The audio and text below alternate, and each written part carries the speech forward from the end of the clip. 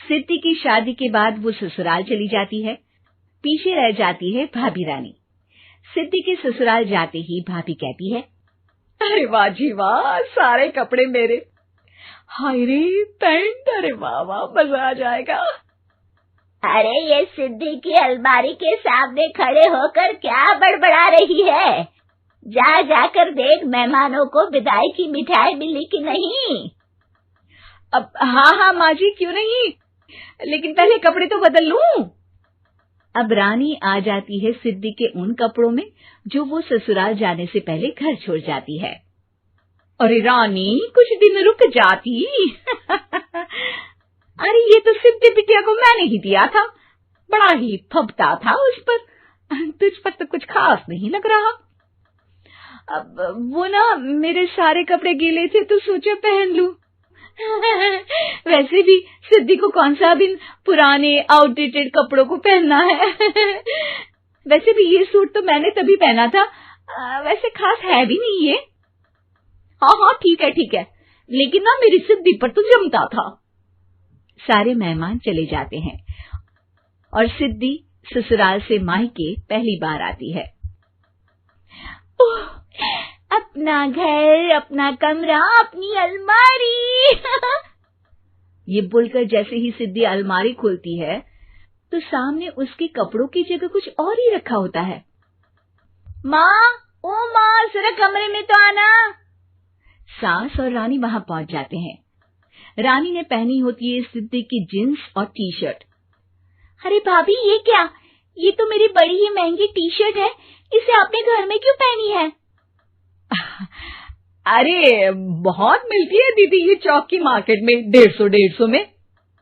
ओ भाभी प्लीज, ये एरोपोस्टल है, 2000 की एक टी शर्ट। ओहो, 2000 में तो दीदी 4 साड़ी आ जाए। अब क्या बोलूं? भाभी, ये मेरी अलमारी में छोटू के कपड़े, तो मेरे कपड़े कहाँ हैं? मेरी अलमारी में? अब दीदी आपको कौन से पुराने कपड़े पहनने थे? माना भाभी, लेकिन मैं जब घर आती तो यही सब पहनती ना। अरे तुम तो बड़ी कंजूस हो दीदी। खैर, वक्त आता है जब सिद्धि ससुराल के लिए रवाना हो रही होती है। अरे रानी, अंदर से सिद्धि का गिफ्ट ले आ, लड़की पहली बार ससुराल से मायके आई है। रानी अंदर जाती है और एक सिंपल सी साड़ी लेकर बाहर आ जाती है। ये लीजिए माँ जी। सास बेटी को गिफ्ट देकर ससुराल भेजती है। अगले दिन रानी एक सुंदर सी साड़ी पहनकर सामने आती है।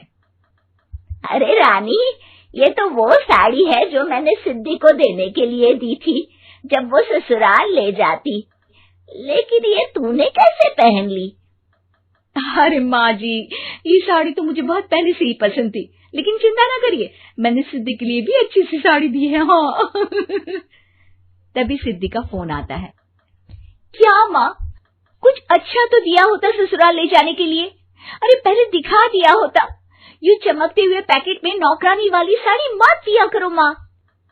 अरे बेटे, वो तेरी भाभी ने ना गलती से उससे पैकेट बदल गया। हाँ, मैं कल ही तेरे भाई के हाथ से तेरा वाला पैकेट भेज दूंगी। अरे रहने दो माँ, आई एम श्योर भाभी ने अभी वही साड़ी पहनी होगी जो तुमने मेरे लिए रखी थी। तुम तो समझ नहीं पाई उनको। खैर छोड़ो, मैं ज्यादा बोलती अच्छी नहीं लगती, रहने दो, आपको उन्हीं के साथ रहना है, फिर बात करेंगे। सास को रानी पर गुस्सा आ जाता है। वो उसके कमरे में जाती है जहाँ वो शादी का एल्बम देख रही होती है। रानी, मार्केट जाकर एक ऐसी ही साड़ी लेकर आ, कल प्रतीक जाकर सिद्धि के घर दे आएगा। अरे क्यों माँ जी, कितनी साड़ी देनी है दीदी को? यहाँ कोई सेल लगी है क्या? अरे चुप कर, मेरे बेटी के हिस्से की साड़ी खुद पहन ली, अब ज्यादा ज्ञान बांट रही है। एक दिन सिद्धि का फोन आता है। माँ, मेरी सास ने आप सबको खाने पर बुलाया है। सारे लोग सिद्धि के ससुराल पहुँचते हैं। खाना खाकर वो लोग निकल रहे होते हैं कि सिद्धि की सास सभी को गिफ्ट देती है। अरे बहन जी, बेटी के घर का खाना खा लिया, यही बहुत है जो आप ऊपर से गिफ्ट भी दे रही है। अरे बहन जी, आप भी कहाँ इन बातों पर विश्वास कर रही हैं। सास सभी को गिफ्ट देती है, लेकिन रानी को जो साड़ी देती है वो अजीब सी हरे रंग की लाल रंग के बड़ी छाप वाली होती है। अरे छी, ये कौन पहनेगा? सासू माँ को तो जरी वाली इतनी सुंदर, और मेरे लिए ये नौकरानी वाली। अरे भाभी, दरअसल मैं जब भी घर आती थी आप वापसी में ऐसी ही साड़ी देती थी ना, तो माँ ने सोचा कि आपको आपकी पसंद की ही साड़ी क्यों ना दी जाए। बेचारी रानी, बोलती भी तो क्या। सिद्धि और सास रानी का चेहरा देखकर हंसने लगती है, तो रानी समझ जाती है कि अपने ही बिछाए जाल में वो फंस चुकी है। अपने पराए। घर की लड़ाइयाँ कितनी भी हो, लेकिन ये भी सच है कि किसी पर कोई आपत्ति हो तो अपना ही परिवार साथ देता है। भैया, मेरे पीछे पुलिस लगी है, प्लीज मुझे बचा लो। रवि और राज 2 भाई, लेकिन दोनों में कभी नहीं पटी। अरे क्या हुआ छोटे, क्या कर दिया तूने? अरे कुछ नहीं भैया, मेरा दोस्त है ना राजू, वो मुझे लेकर बैंक गया था। मुझे नहीं पता भैया कि वो वहाँ बैंक लूटने जा रहा है। मैं उसके साथ बैंक में घुसते ही सीसीटीवी कैमरे में दिख गया हूँ। अब पुलिस मुझे ढूंढ रही है भैया, मुझे बचा लो। राज कुछ सोचता है, फिर कहता है, ओके, तुम यहीं रुको, मेरा एक दोस्त पुलिस में है, मैं बात करता हूँ। तभी वहाँ रवि की बीवी राज की बीवी के साथ आ जाती है। तुम लोगों के घर जब तक पुलिस का आना जाना है, बच्चों को यहीं छोड़ दो, उन पर असर ठीक नहीं पड़ेगा। तभी वहां पुलिस आ जाती है। चलो चलो, कौन है रवि, थाने चलो। मैंने कुछ नहीं किया, मुझे कुछ नहीं पता। अरे वो तो पुलिस स्टेशन चलकर ही पता चलेगा कि कुछ पता है कि नहीं, चलो।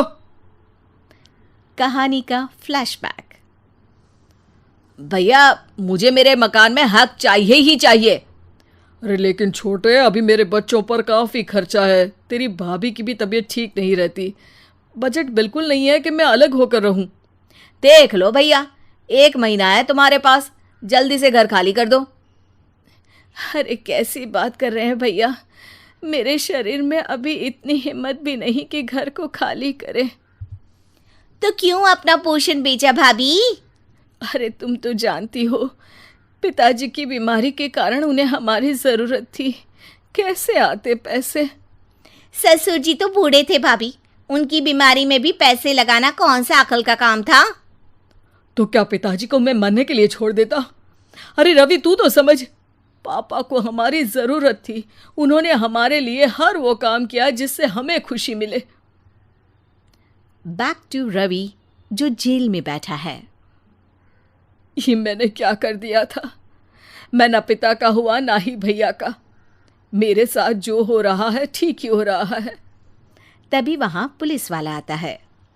रवि, तुमसे कोई मिलने आया है। भाभी, आप यहाँ क्यों आई? पुलिस स्टेशन है ये भाभी। भैया, आपकी जगह मेरा भाई होता तो क्या मैं नहीं आती? अच्छा, ये खाना ले लीजिए, खा लीजिएगा। आपके भैया लगे हैं वकीलों और पुलिस वालों से बात करने में, डरने की कोई बात नहीं। जब आपने गुनाह किया ही नहीं तो सज़ा भी नहीं मिलेगी। रवि भाभी को देखकर रोने लगता है।